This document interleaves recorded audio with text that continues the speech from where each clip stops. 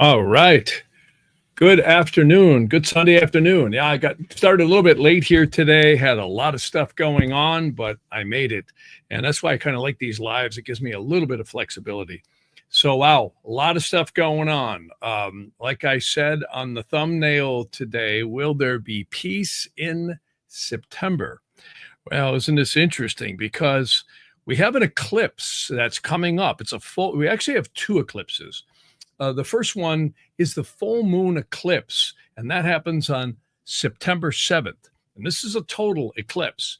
And it's actually interesting because eclipses are very mysterious. The Chaldeans, the Egyptians, and the Vedas paid a lot of attention to eclipses, and so did the medieval and traditional astrologers as well. And the reason why this is the occultation of the sun or the moon, right? Of course, the full moon eclipse occults the earth. And of course, the sun is occulted on a new moon eclipse. And it's interesting how the Chaldeans had something called the Saros cycles. And they actually documented all these eclipses for many thousands of years. Quite interesting. And they knew that the eclipses would begin at the north or south poles. Well, the one we've got coming up is known as Saros cycles 9 new south. And you might say, okay, great. So what? What does it mean? Well, it started in 1917 at the South Pole. And see, they serpentine around the Earth from the south to the North Pole or from the north to the south. And they drop at certain points and times, sometimes up to 2,000 years. These series of eclipses go on. So it's really interesting stuff when you start studying them. And I'm absolutely amazed that some culture who didn't have computers, slide rules, or anything else, telescopes, or any of that other happy stuff. This will come right back. And what happened is they knew that these eclipses were happening. Well, one of the things that's big on this eclipse is all about documents coming to the surface that are secret. Now, isn't this interesting? Look what we've got here. All these subpoenas being issued and very interesting stuff. And I listened this morning to a report with Ed Martin, and he's very close to the vest. I don't know if anybody's followed this, but talk about the huge situation that's going on. You got to remember, Hillary Clinton right now is worried that, Trump's going to have to concede, land to Putin. If I were Hillary, I'd be looking in the rearview mirror to see if Pam Bondi and Kash Patel and the rest of the indictment squad is behind them, because I think that's more what she's got to worry about as to how Trump is going to solve this peace or war situation with Ukraine and Russia. But, and that, of course, is the topic today. I said, will there be peace in September? So I actually cast an interrogation. And again, interrogation is one of my favorite tools to use. And the answer is yes, but very carefully. And now this gets down the rabbit hole. If anybody's ever heard of a guy named Oliver North, now not to get conspiratorial, but this is what the chart actually showed as well, that this rabbit hole with this whole situation with the Ukraine-Russian war, and isn't it interesting, whether you love Trump or hate Trump, what did Putin himself say? And Trump didn't force him to say it. He said, if Donald Trump would have been president, this war wouldn't have started. Now, Trump has said that like 10 times. But here's what I think Trump and Putin are not saying. And now let's go down the rabbit hole a little bit here.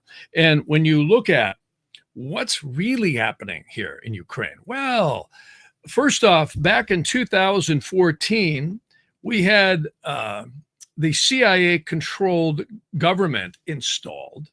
And the USA actually is believed to have put that in there under Obama. And when we look at, in fact, Oliver Stone did a documentary about this. So I'm not being conspiratorial, and it's quite compelling if you watch it. I haven't watched the whole thing, but I've looked at parts of it. Anyways, the Donbass region of Ukraine, there's all this mysterious stuff. Russian took all these children.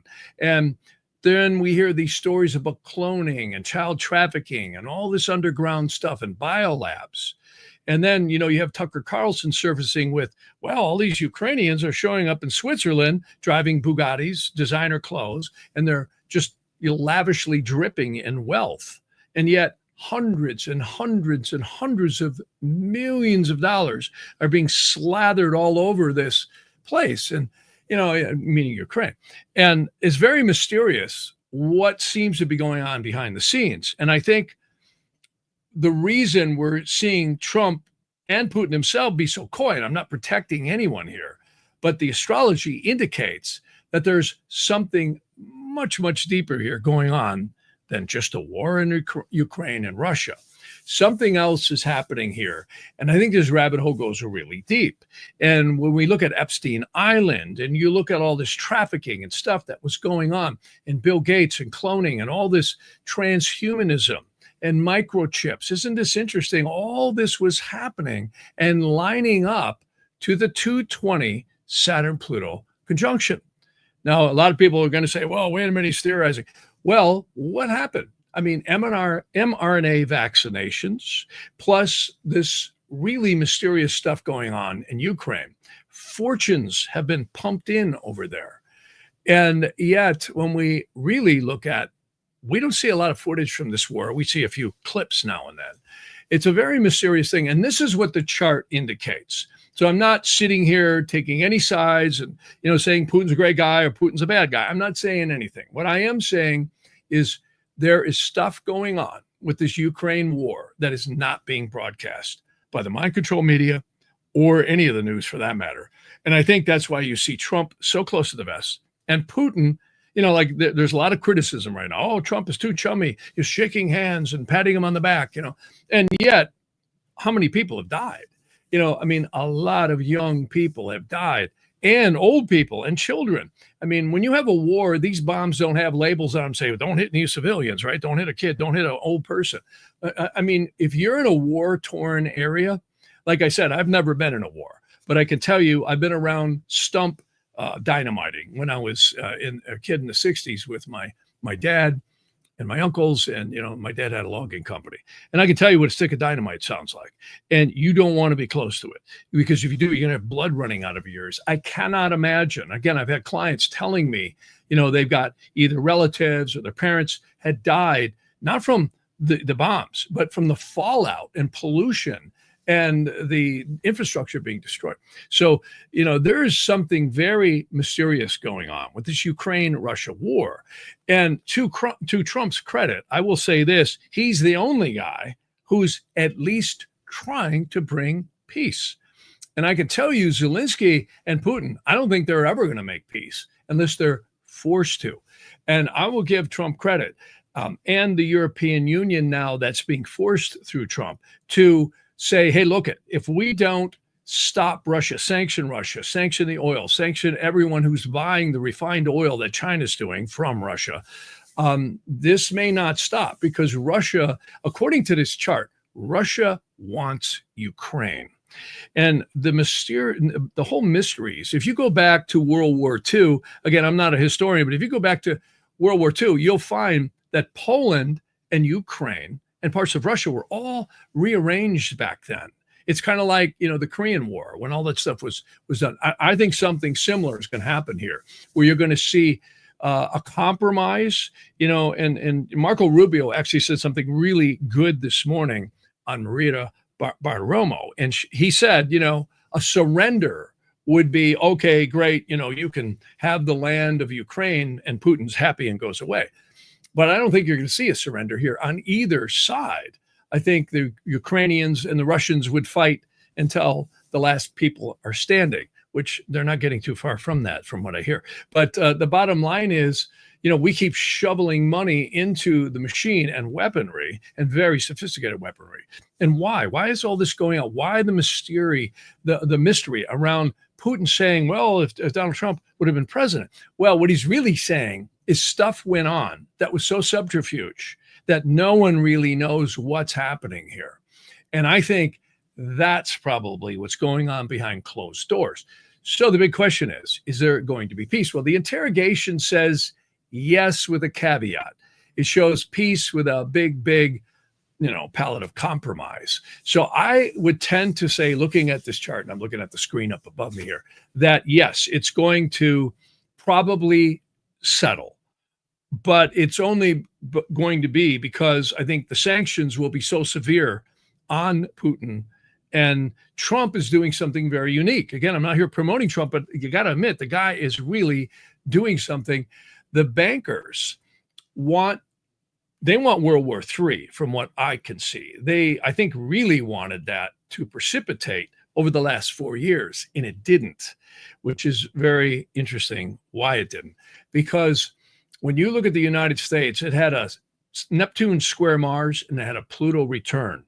The entire world had a Saturn conjunction, which happened right in 2020. And of course, we know what happened, COVID, right? So the owners, or you could say the bankers at the top of the pyramid, who I believe are controlled by even deeper, darker forces, a lot of these, really want World War III. Well, here comes the astrology. Now we've got Uranus, which is transiting the Pleiades. And believe me, it's going to come back. It's going to station. I think Uranus stations here right in November. And you might say, okay, great, Jeff. What does that mean? Well, station means it retrogrades, turns around and goes back. Let me look here so I get the dates right. Yeah, Uranus goes retrograde in 19 days. That's September 5th, 2 days before the eclipse. Well, what does that mean? Well, it starts heading back to that conjunction of those stars in the Pleiades, which are exceedingly dangerous. And remember, last time this happened, we had World War II. The time before that, Civil War, before that, Revolutionary War. And you go back into England and Europe and the wars that were going on, it's just war after war after war, right? So this is a very precarious and dangerous time. Well, to Trump's credit, what is he doing? He's dangling the dollars. He says, hey, we could be making money. And there's a lot of ways to make money. I think it was Rothschild said it best. He said, or one of them, he said, I make more in 1 day of war than I do in a year of peace. And there may be a lot of truth in it. When you think about how much money is made and generated and put forward towards wars, it's absolutely staggering. It stimulates economies and everyone throws in sacrifices, right? And literally sacrifices. And this is a very dangerous and precarious situation, because I really believe the people at the top of the pyramid running the financial systems would love to see World War III. And this goes back into what I was talking about, these biolabs, this cloning, all this mysterious transhumanism stuff, which, why we see mRNA thrown in almost everything right now. They're injecting it into fruits. So this is all into this genetic modification manipulation. And what we're seeing here, and again, I keep saying I'm surprised Trump doesn't have 8 holes in his head. And that's because I think he is backed by some very powerful people that might love their children too, because this is a very, very dangerous time. So my interpretation at this point is, yes, there will be peace by severe compromise. I think the chart shows Putin's not going to walk away happy. But I think there's probably concessions being made behind the scenes that are far greater than just land here. I think there's some real deep, dark stuff. If anybody ever wants to check out a little bit, go read this book. It's the Book of Enoch. Also, you ever want to read a little more, this is another interesting book. It's called, again, Aliens and Demons. So Angels and Demons. So, there's some stuff going on this planet that seems to rear its head from time to time that is very mysterious. And it always seems to be behind the scenes, under the ground, or subterfuge. And that's what this shows. There's some pretty heavy duty dark stuff here going on that's intertwined with this whole Russian-Ukrainian situation. You got to remember, that's a province called Galatia too. Look that up sometime.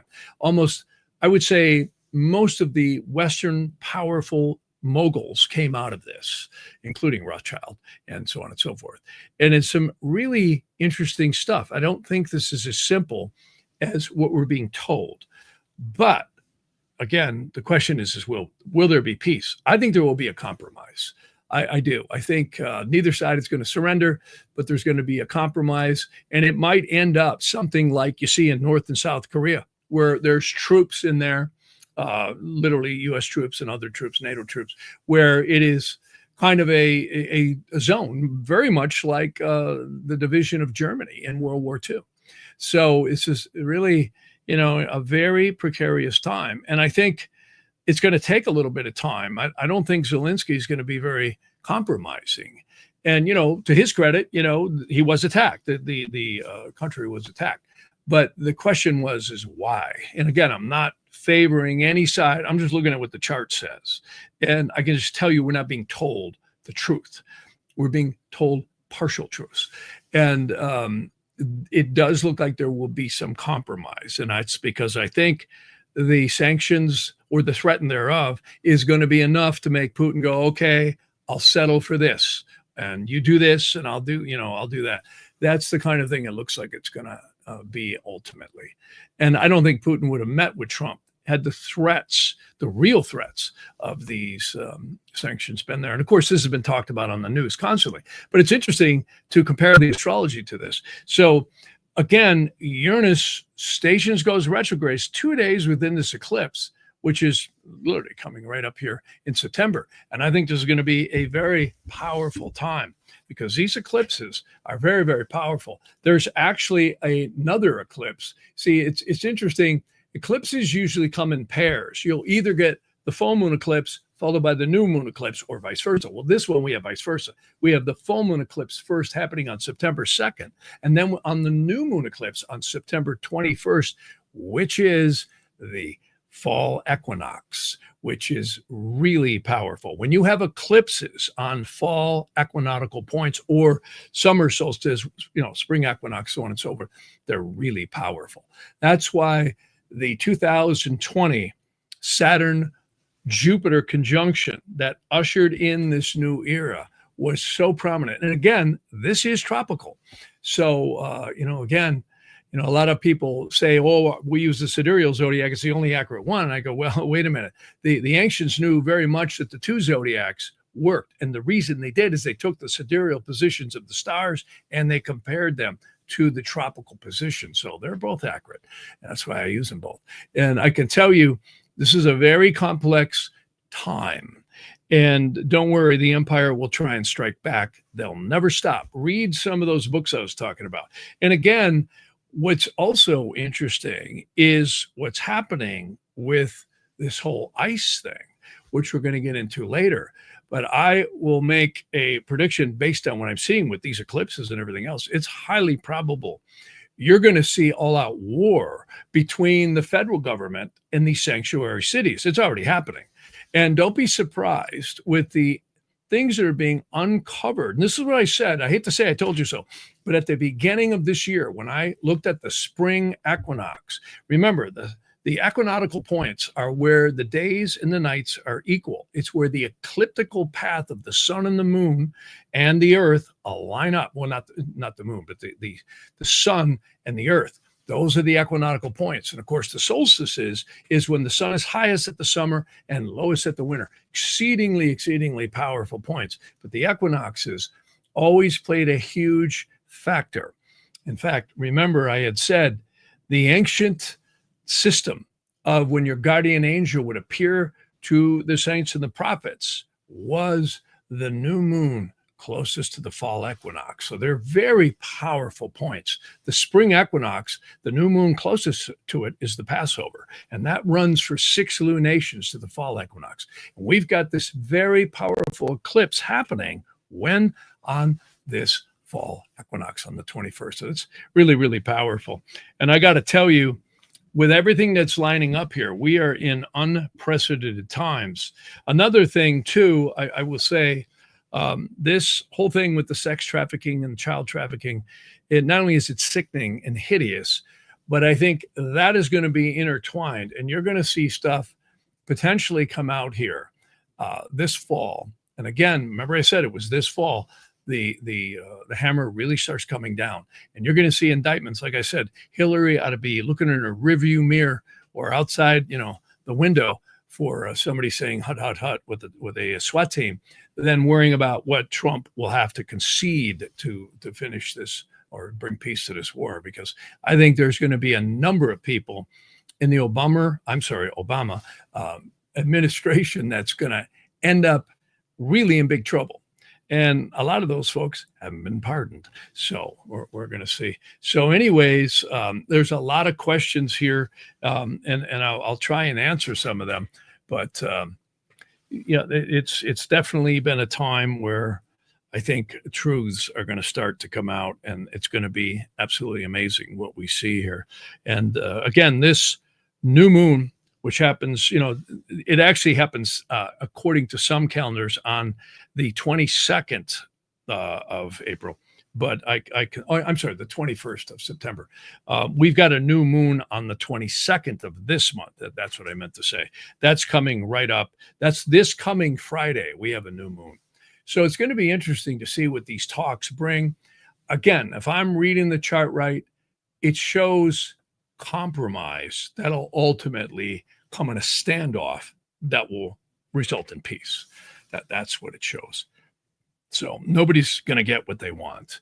And I think you're going to find both sides being very difficult to reach an agreement, but I think they will. That's what it shows, because otherwise they're just shoveling people into the furnace, and which is horrible. I mean, I hear about all these young people on both sides of the fence who are getting, drafted or conscripted, and they got to go. I remember my grandmother telling me my grandfather in World War I, he was 18 years old, gets a letter, hey, you got to show up, for basic training.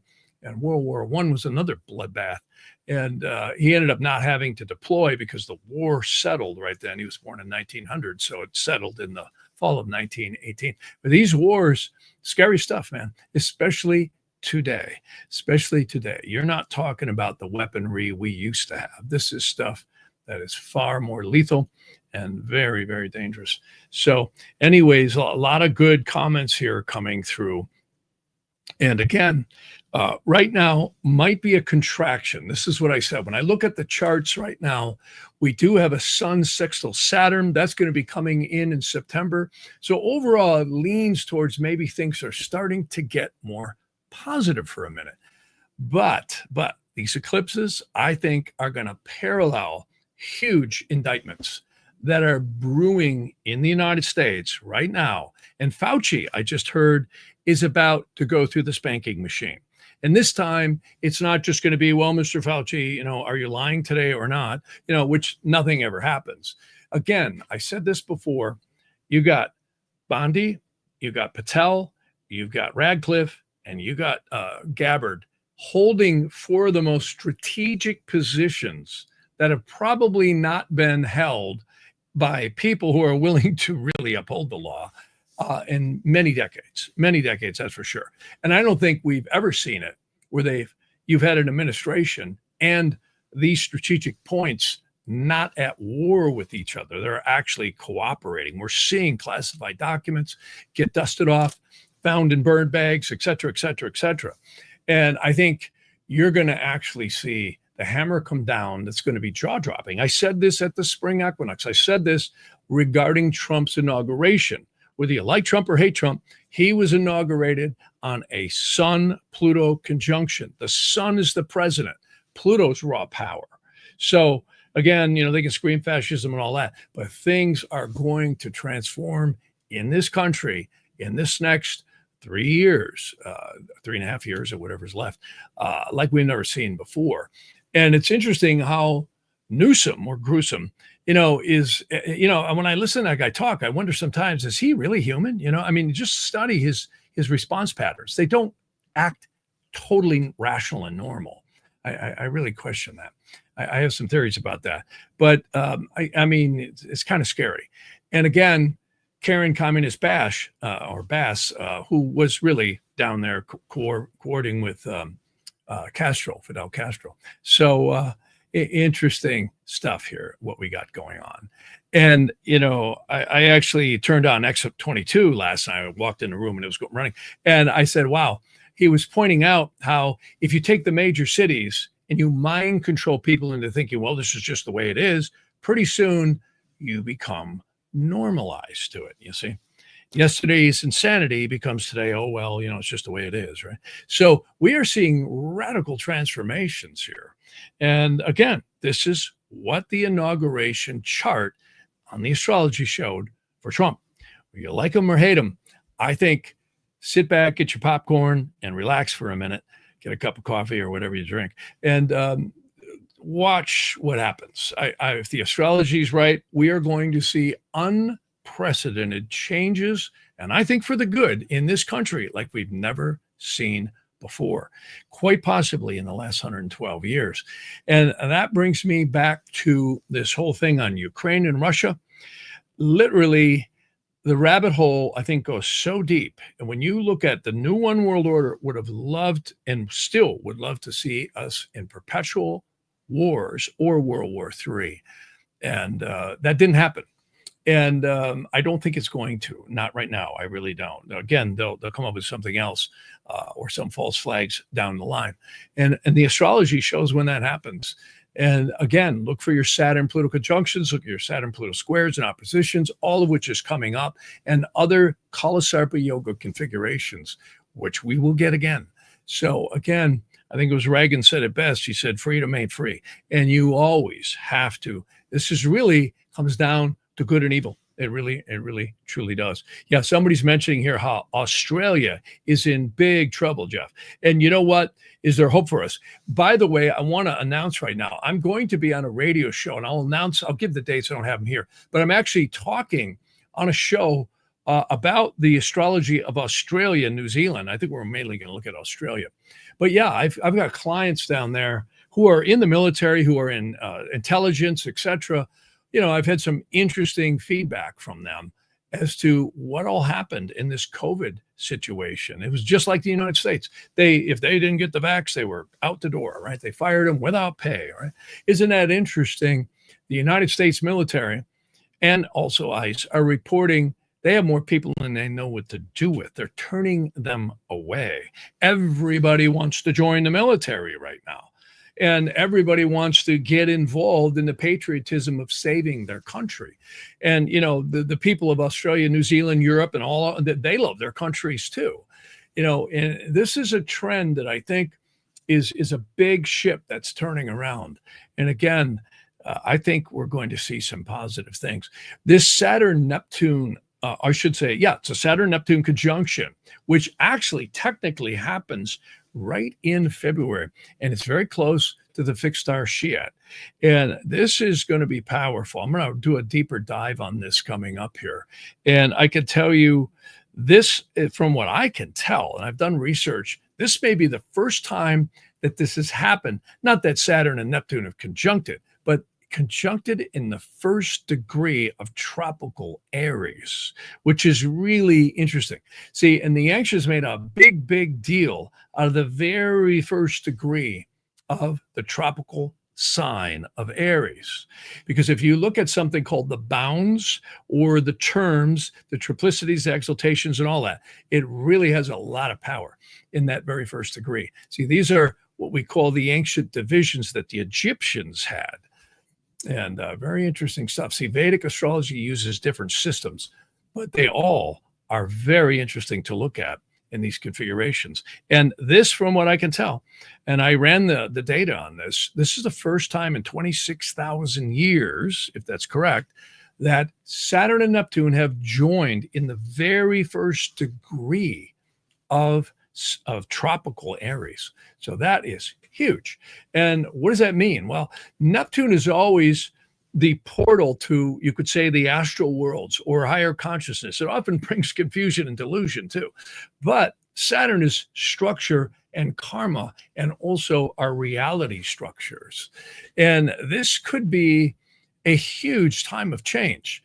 And again, a lot of people have talked about disclosure, advanced knowledge coming out, you know, and again, there's all kinds of podcasts on the internet right now, just espousing, you know, Tartaria is only one thing. If you start looking at what's been going on and how much has been covered up in some of these secret, not only societies, but cultures and history, it's really amazing. And again, just study the book of Enoch sometime, and you'll find that there's a lot of beings that seem to come in and out of this reality, unbeknownst to the general populace.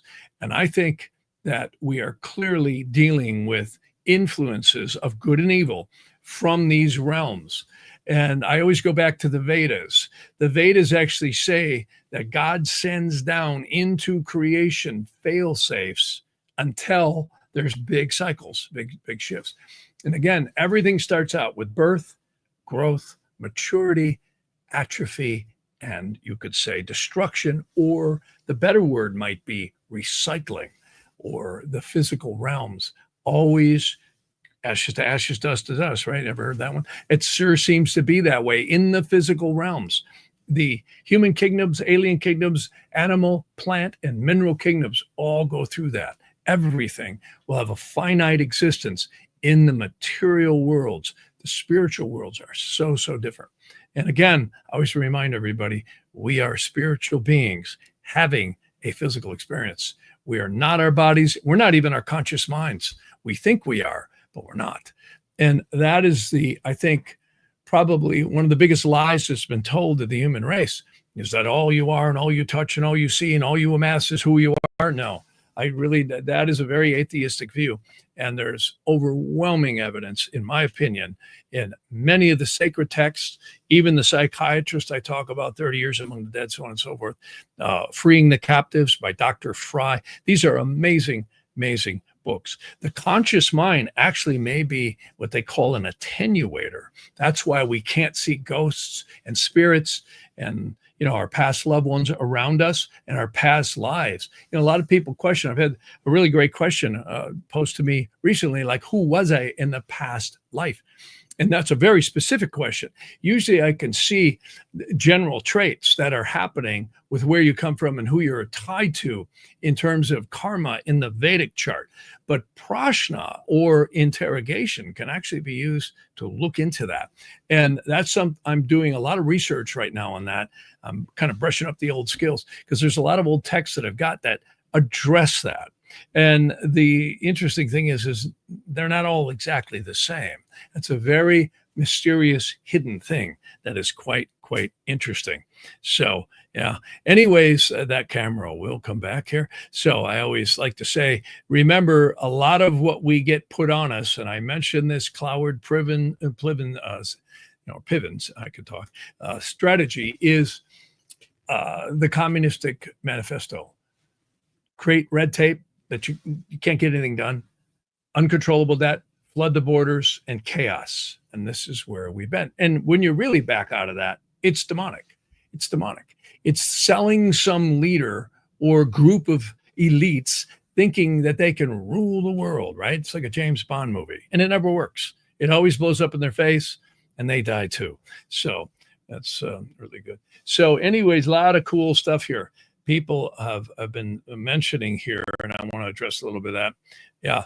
Yeah, somebody's mentioning here, Enoch was nothing compared to who Jeremiah was. Yeah, well, there's a lot of theories out there, and I'm not sitting here promoting Enoch. What I am saying is the book of Enoch talks about a lot of different things, and Urantia, there's a lot of ancient texts that are very inconclusive in some ways, but they point to a lot of things that we don't know about.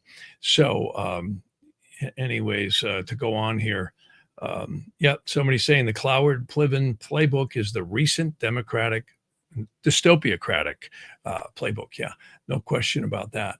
And it's really an interesting thing when you look at this whole thing connected with power. It's quite interesting. What I like here is the cycles of astrology sure seem to show when they strike, whether or not they're actually planning on it, which I think they might be, because I've heard that. It's very hard to get conclusive evidence on that. And the other thing is it just tends to end up that way. Things roll out. Like this whole thing with COVID was very, very much, in my opinion, planned, just like 9/11 and many other things. And I think we're going to see with this current DOJ, things roll out, and that could have an effect on other countries too, because this was a global thing that happened. So it's going to be very interesting to see where this goes. And again, I have to say, my opinion is that the two strategic points here, well, they're all strategic, but the FBI, which is investigation, and the Department of Justice, which actually has the powers to indict and prosecute and charge. That's where the real powers, the real corridors of power lie. And again, if you don't have intelligence and the CIA opening up their coffers, which is what's happened, and I think people became so arrogant and complacent, they didn't expect this information to be discovered. You watch, you're going to see this fall, hell's coming to breakfast. I really believe that. And that's what the eclipses show. Isn't that interesting? When I looked up Saros Cycles 9 South, it is all about documents and secrets coming to surface. That's what it's all about. It's amazing. And see, what they did, the Chaldeans would look at the astrological configurations just like a birth chart. When an eclipse would happen, they look at how everything was lined up. And this is thousands of years ago.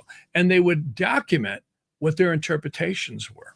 So, and I have, a couple of texts regarding that. It's absolutely stunning how, if you extrapolate that into today's world, it makes sense. So it really does. So anyways, I agree. I think Australia, which, and you take the UK and Australia, I mean, look at the UK.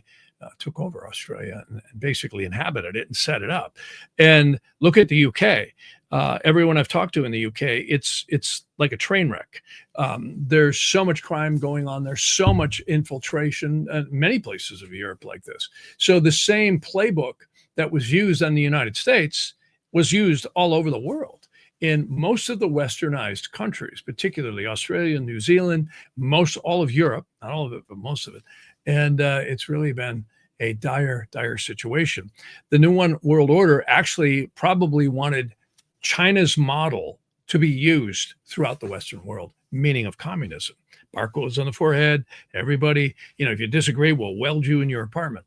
So this is where we were going. Again, this puts the emphasis back on to the Constitution. I don't know of any of the presidents who's drug out the Constitution and the Bill of Rights and plucked him in. I think he's got that too in the White House. So interesting stuff.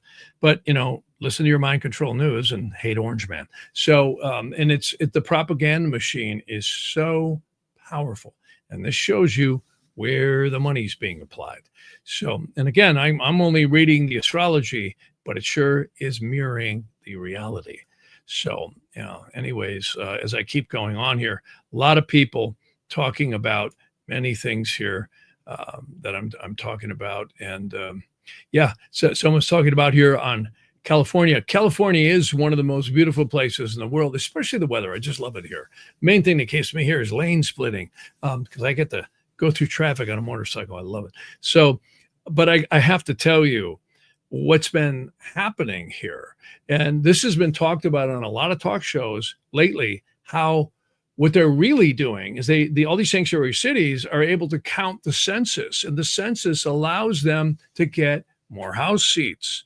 And this is what we're seeing right now. So no wonder why they don't want illegal aliens out of here. And again, they're not throwing people out of here. They're giving them $1,000 and the right to deport and re-enter. I mean, if I want to go somewhere, I wish somebody give me $1,000. I mean, it's not a bad deal.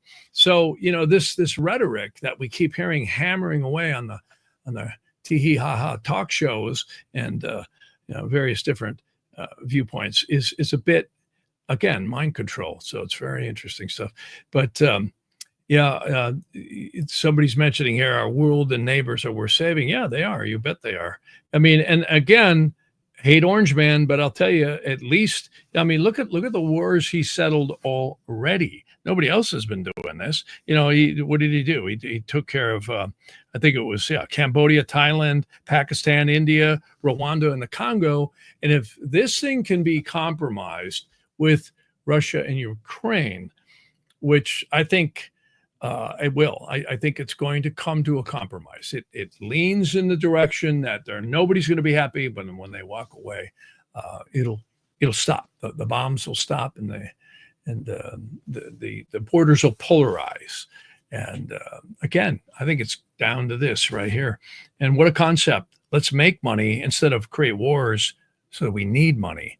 And the only one who wins in the end is the bankers. I mean, when you think about it, so. They loan the monies, and they're quite interesting. So anyways, we're going to keep this one a little bit short here today because I've been a really busy schedule today. But so yeah, someone said Enoch became an angel. Yeah, there's a lot of theories about that.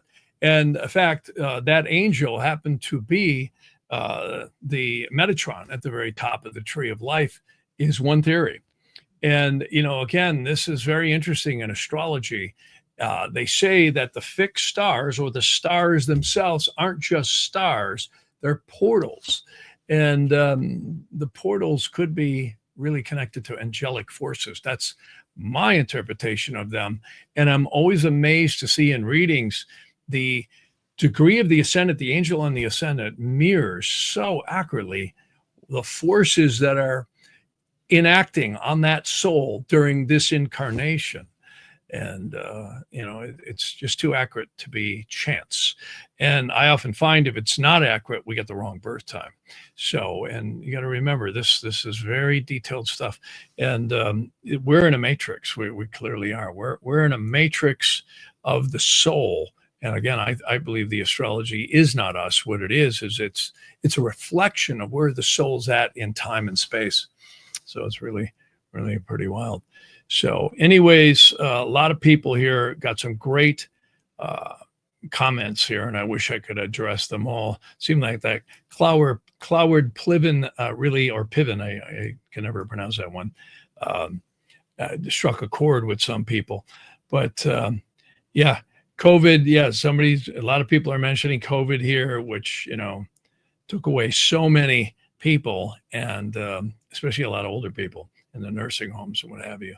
And the game here is really, I think this transhumanism and the patents that were filed many years ago on influencing human behavior has a lot more depth to some of what's been happening and the hideous stuff that goes on with so many children and I hear the foster care thing is a really bad place for some kids to end up.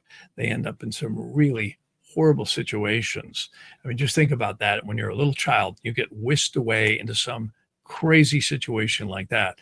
And as Hillary makes fun of it, but I think there is a lot of sacrificing going on and some very, very demonic stuff. This is nothing new. If you go back and you look at the ancient lore, I don't think someone would dream this stuff up if there wasn't some truth to it, especially how accurately they depict what had happened. And very interesting stuff. And some of that stuff is mentioned in some of the texts that I talk about. Particularly, I believe that has gone over too in the book was it Minot Yehuda. He talks about a lot of interesting stuff in there. Let's see if I can find that book. Yeah, it's this one right here. That's a very interesting book about possession and how the lower consciousness actually gets confused after death. There's 88, chapter 88 has 200 pages of stories of possessions and removals and how souls join. This again is one of the most conclusive texts, in my opinion, on this stuff. Was the book called the 𝐟𝐨𝐫𝐿, which is the cycling of souls. And it's not that old. I think it was written in the 14th century, somewhere around there, 15th century. So it's not very old, but it mirrors a lot of what the Vedantic texts refer to in the Upanishads. And that is that fragmentation of the soul, the lower conscious mind, the spirit, the neshama, which is actually the karmic vessel that keeps us reincarnating, is very, very interesting. And again, I mentioned this stuff a lot on the, let me see if I can find that one. That is this diagram right here. And I refer to that diagram an awful lot, where the lower conscious mind, this is probably really hard to see on the screen, is the mind we form during this lifetime. And then as we, move up into, you could say, higher states of conscious self-awareness, that lower conscious mind melds into what they call the wisdom of the soul later. And it's really interesting. It's very mysterious, these journeys of incarnations. and the attachments to the soul roots we're attached to, which again is often not only parents, but it's relationships and interactions that get completed in these lifetimes. And the only thing I can say is that the progressions and transits in your astrological birth chart mirror that. So I've seen it in my own. It's amazing how these things come together for good or for ill, and they release in time and space, called good old planet Earth. So it's the Earth is literally, like I say, it's a big wash machine stuck on spin cycle, and the detergent in the water seems to be the egos and our free will. It's really some interesting stuff when you stop and think about it. So with that, I'm going to sign off a little bit early here today because I've got to get going. But I'll see you on Wednesday, and a lot of great comments here. And thanks for putting those in and listening. And what I'll do is I'll try and address some of those in the future. So I'll look at them in your comments. So thanks so much, and I appreciate you listening. Have a good day.